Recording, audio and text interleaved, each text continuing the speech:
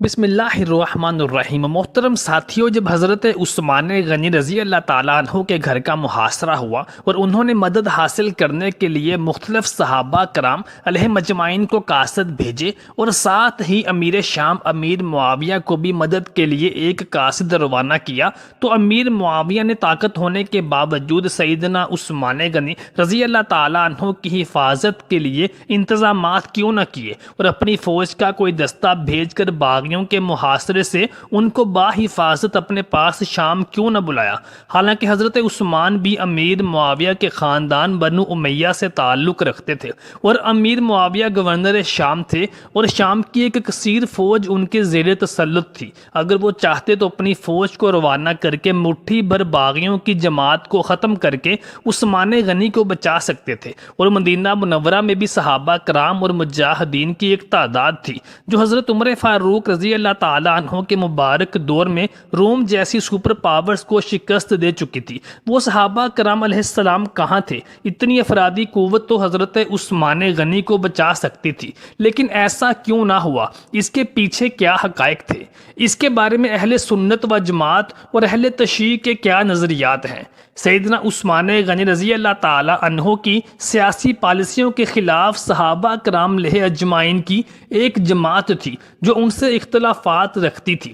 ان اختلافات کا ناجائز فائدہ اٹھاتے ہوئے باغیوں نے مسلمانوں کے درمیان پھوٹ ڈالنے کا فیصلہ کیا۔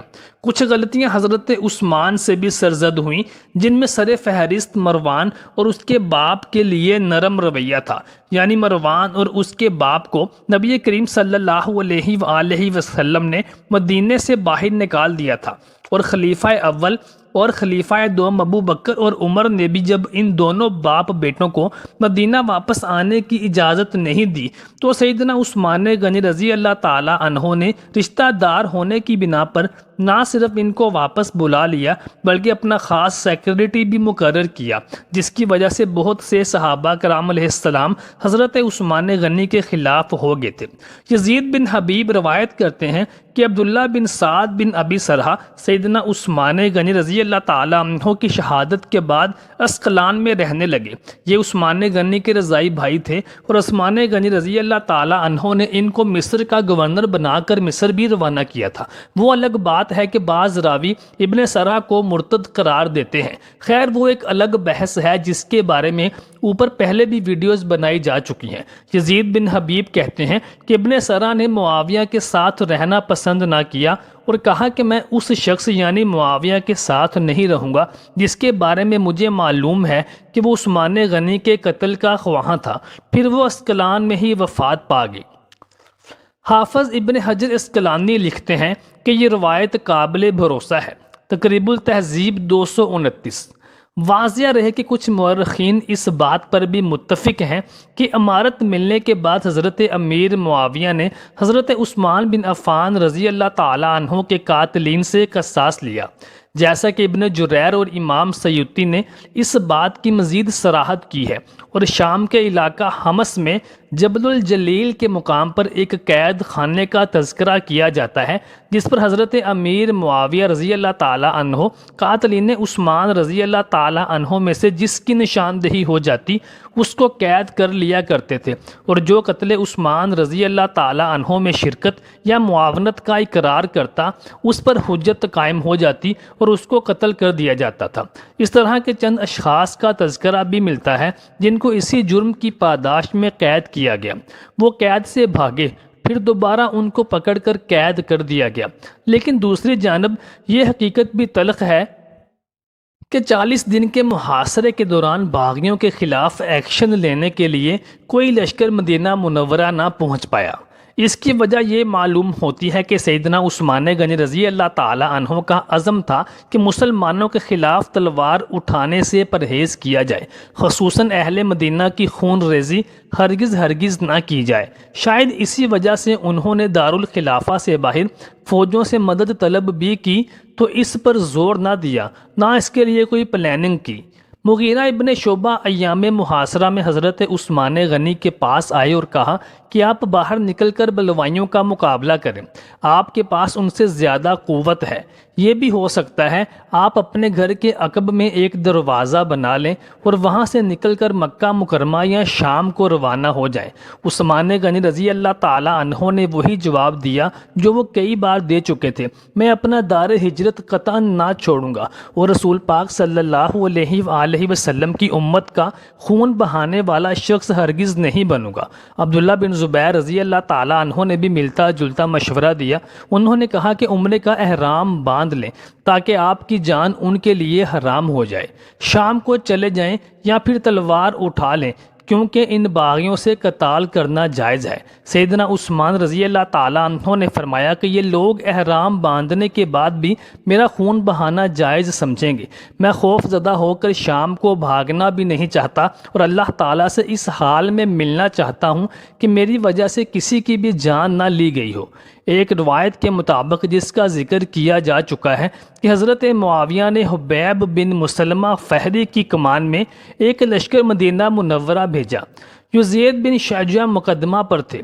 1000 خچر کے ساتھ گھوڑے اور لدے ہوئے اونٹ بھی ساتھ ساتھ چل رہے تھے۔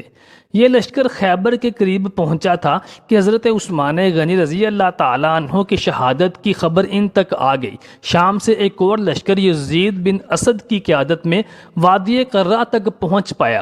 مجاشع بن مسعود کی قیادت میں بصرہ سے چلنے والا جیش ربضہ تک آیا تھا کہ اس سانحے کی اطلاع ملی۔ امام ظہری اور امام طبری اس بات پر بھی متفق ہیں کہ امیر معاویہ نے عثمان غنی رضی اللہ تعالیٰ عنہ کی شہادت کو بنیاد بنا کر سیدنا علی رضی اللہ تعالیٰ عنہ کی خلافت کو ماننے سے انکار کیا اور ان پر زور دیا کہ قاتلین عثمان کو قتل کریں اور ان سے قصاص لیں، پھر اہل شام ان کی بیعت کریں گے۔ لیکن سیدنا علی رضی اللہ تعالیٰ عنہ نے ارشاد فرمایا کہ ابھی حالات اس قدر تلخ ہیں کہ میں قاتلین عثمان کو نہ تو سزا دے سکتا ہوں اور نہ انہیں گرفتار کر سکتا ہوں۔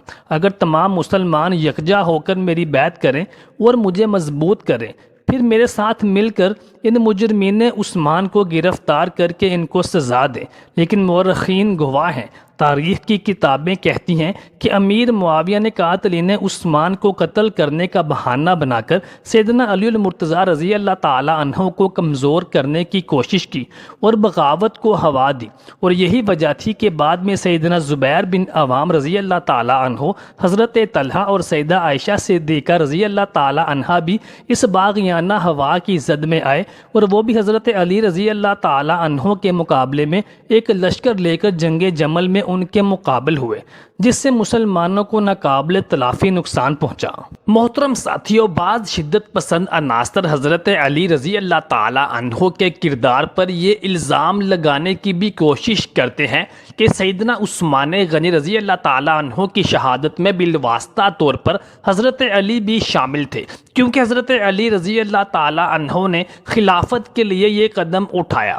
حالانکہ تاریخ گواہ ہے کہ حضرت علی رضی اللہ تعالیٰ عنہ اگر چاہتے تو خود سیدنا ابو بکر صدیق رضی اللہ تعالیٰ عنہ کی بیعت نہ کر کے اسلام کے پہلے خلیفہ بھی بن سکتے تھے، کیونکہ حضرت علی نبی کریم صلی اللہ علیہ وآلہ وسلم کے بعد سب سے زیادہ اہل اور حقدار تھے۔ مگر وہ الگ بات ہے کہ حالات کی نزاکت کے پیش نظر ابو بکر صدیق بنی سعدہ میں ہونے والے اجتماع میں مسلمانوں کے پہلے خلیفہ چن لیے گئے، لہٰذا سیدنا عثمان غنی رضی اللہ تعالیٰ عنہ کی شہادت کا الزام حضرت علی المرتضیٰ رضی اللہ تعالیٰ عنہ کی شخصیت پر لگانا سراسر ظلم اور زیادتی ہے۔ سانحہ شہادت کے بعد نعمان بن بشیر حضرت عثمان کی خون آلود قمیض اور ان کی اہلیہ نائلہ کی کٹی ہوئی انگلیاں لے کر معاویہ کے پاس پہنچے۔ انہوں نے یہ اشیاء دمشق کی جامعہ مسجد میں آویزاں کر دیں اور حضرت عثمان غنی رضی اللہ تعالیٰ عنہ کے قاتلوں سے بدلہ لیے بغیر چین نہ لینے کی قسم کھائی۔ اگر یہ پوچھا جائے کہ بلوائیوں کے نہ ٹلنے کی واحد اور اہم ترین وجہ کیا ہے تو یہی کہا جائے گا کہ امیر المومنین حضرت عثمان غنی نے ان کے خلاف کوئی کارروائی کرنے سے منع کر دیا تھا۔ حضرت عثمان غنی رضی اللہ تعالی عنہ آخری وقت تک اپنے پاس لوگوں کو قتال سے باز رہنے کی قسمیں دیتے رہے۔ محمد بن سیرین کی روایت کے مطابق تب ان کے پاس 700 کے قریب آدمی تھے۔ عبداللہ بن عمر، عبداللہ بن زبیر، حسن و حسین اور مروان مزاحمت کرنا چاہتے تھے، لیکن حضرت عثمان غنی نے سختی سے روک دیا۔ انصار مدینہ نے پیشکش کی، ہم پھر سے اللہ کے انصار بن جاتے ہیں۔ جواب ملا، قتال نہیں ہوگا۔ حضرت ابو ہریرہ رضی اللہ تعالیٰ عنہ سے فرمایا، اگر تم نے میری خاطر ایک شخص کو بھی قتل کیا تو گویا ساری انسانیت قتل ہوگی۔ سعید بن مسیب کہتے ہیں کہ جن لوگوں نے سیدنا عثمان غنی رضی اللہ تعالیٰ عنہ کا ساتھ چھوڑا انہیں معذور مانا جا سکتا ہے۔ عبداللہ بن سلام رضی اللہ تعالیٰ عنہ کہتے ہیں، روز قیامت عثمان غنی ہی فیصلہ کریں گے کس نے انہیں قتل کیا تھا اور کس نے ان کا ساتھ چھوڑ دیا۔ حضرت علی رضی اللہ تعالیٰ عنہ نے حضرت عثمان غنی رضی اللہ تعالیٰ عنہ کی اہلیہ سے دریافت کیا کہ ان کو کس نے قتل کیا تو انہوں نے کہا، مجھے اس کی پہچان نہیں، تاہم انہوں نے محمد بن ابی بکر کی کارروائی سے ان کو آگاہ ضرور کیا۔ جب حضرت علی رضی اللہ تعالیٰ عنہ نے محمد بن ابی بکر سے پوچھا تو اس نے جواب دیا، میں عثمان غنی کو قتل کرنے کے ارادے سے گیا تھا، لیکن انہوں نے میرے والد کا ذکر کیا تو میں توبہ کر کے لوٹ آیا۔ باخدا میں نے انہیں پکڑا نہ کہ قتل کیا۔ حضرت عائشہ صدیقہ رضی اللہ تعالیٰ عنہ نے کہا، یہ سچ کہتا ہے، لیکن اسی نے قاتلوں کی رہنمائی کی۔ امام طبری کہتے ہیں، حضرت عثمان غنی رضی اللہ تعالیٰ عنہ کے قاتلوں میں سے کوئی بھی طبعی موت نہ مرا، ان میں سے کچھ پاگل ہو گئے۔ کنانا بیان کرتے ہیں کہ میں نے ایک سیاہ فام مصری جبلہ کو، جس نے سب سے پہلے حضرت عثمان غنی رضی اللہ تعالیٰ عنہ سے بدزبانی کی تھی اور انہیں قتل کرنے کی دھمکیاں دی تھیں، میں نے اس کو اس حال میں دیکھا کہ ہاتھ پھیلا کر آہو زاری کر رہا تھا کہ میں ہی قاتل عثمان ہوں۔ محمد بن ابی بکر کو گدھے کے پیٹ میں ڈال کر گدھے کو آگ لگا دی گی۔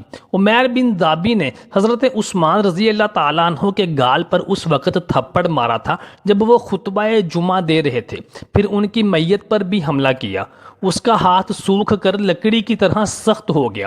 آخر کار حجاج بن یوسف نے اس کی گردن اڑا دی۔ حجاج بن یوسف نے کمیل کو بھی مروا دیا۔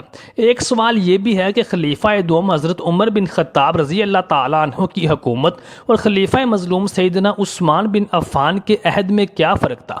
دشمن کو حضرت عمر پر منہ اندھیرے چھپ کر وار کرنا پڑا، جبکہ عثمان غنی رضی اللہ تعالیٰ عنہ کے خلاف اعلانیہ مہم شروع کی گئی اور پھر خروج اور گھیراؤ ہوا جو 1 ماہ 10 دن تک جاری رہا۔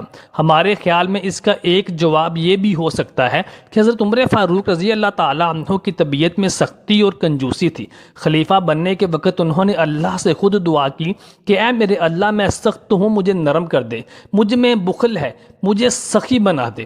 یہ دعا قبول ہوئی اور وہ اہل ایمان کے حق میں انتہائی نرم اور فیاض ہو گئے، جبکہ اپنے شریک اقتدار اعمال کے لیے سخت ہی سخت رہے۔ اہل ایمان کے مال کی وہ کڑی سے کڑی حفاظت کرتے تھے۔ ان کے برعکس سیدنا عثمان رضی اللہ تعالیٰ عنہ نرم دل تھے، مالدار ہونے کی وجہ سے کھلا خرچ کرنے کے عادی تھے۔ خلعت خلافت پہننے پر یہ فیاضی کثرت سے عطیات دینے کی شکل اختیار کر گئی۔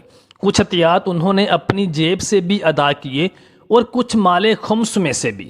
خمس سے دیے جانے والے عطیات انہوں نے لوگوں کے اعتراضات پر واپس لے لیے۔ مالی معاملات میں حضرت عمر فاروق رضی اللہ تعالیٰ عنہ کے پیمانے اتنے کڑے تھے کہ کسی کو انگلی تک اٹھانے کی جرت نہ ہوتی تھی، جبکہ عثمان غنی رضی اللہ تعالیٰ عنہ کا طریقہ کار جائز ہونے کے باوجود اعتراض کا احتمال رکھتا تھا۔ کسی قریبی عزیز کو نوازنے پر لامحالہ سوال اٹھ کھڑا ہوتا تھا، اسے اپنے خاص جیب سے رقم دی گئی یا مسلمانوں کے بیت المال کا مال خرچ کر دیا گیا۔ سیدنا عثمان غنی رضی اللہ تعالیٰ عنہ کے خلاف ایسا کوئی الزام ثابت نہ ہوا، لیکن بدخواہوں نے انگلیاں ضرور اٹھائیں۔